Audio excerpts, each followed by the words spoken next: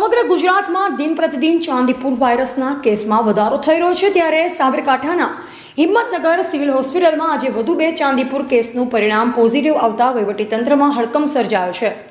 જોકે જિલ્લામાં અત્યાર સુધીમાં 16 જેટલા ચાંદીપુરના શંકાસ્પદ કેસ નોંધાઈ ચૂક્યા છે, જે પૈકી 4ના પરિણામ પોઝિટિવ આવ્યા છે। 6 બાળકોના મૃત્યુ થયા છે, તેમજ હજુ 6 બાળકો પૈકી 3 બાળકો સારવાર હેઠળ છે, જેમાં એકની સ્થિતિ ગંભીર છે।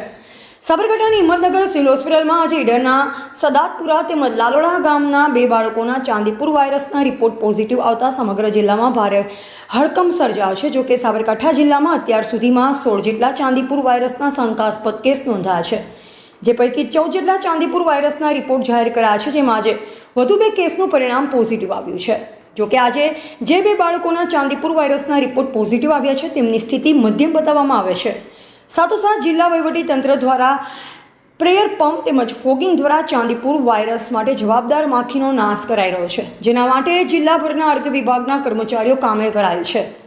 સાથોસાથ સિવિલ હોસ્પિટલમાં દાખલ કરાયેલ બાળકો માટે પણ તંત્ર દ્વારા પાયારૂપ સુવિધા સાથે સારવાર અપાઈ રહી છે। જોકે વહીવટી તંત્ર દ્વારા છેવાડાના વ્યક્તિ સુધી પહોંચવાની જરૂરિયાત છે, ત્યારે આગામી સમયમાં મામલે પગલાં નહીં ભરાય તો સાબરકાંઠા જિલ્લામાં પણ આગામી સમયમાં ચાંદીપુર વાયરસના પોઝિટિવ કેસની સંખ્યા વધી શકે તેમ છે। ત્યારે જોવું રહ્યું કે આ મામલે વહીવટીતંત્ર દ્વારા કેટલી ગંભીરતા લેવાય છે। અહેવાલ રાજકમલસિંહ પરમાર, ભારતની અસ્મિતા, સાબરકાંઠા। અત્યાર સુધીમાં અત્રેની GMR મેડિકલ કોલેજ સંલગ્ન હોસ્પિટલ હિંમતનગર ખાતે ટોટલ 16 કેસીસ નોંધાયા છે, જેમાંથી 4 સેમ્પલ્સ છે એ ચાંદીપુરા વાયરસ માટે પોઝિટિવ આવ્યા છે। કરંટ સ્થિતિમાં આપણી પાસે અત્યારે 7 શંકાસ્પદ કેસના દર્દી આ હોસ્પિટલ ખાતે દાખલ છે, જેમાંથી 3 કેસ વોર્ડમાં છે અને બાકીના કેસ PICUમાં દાખલ છે।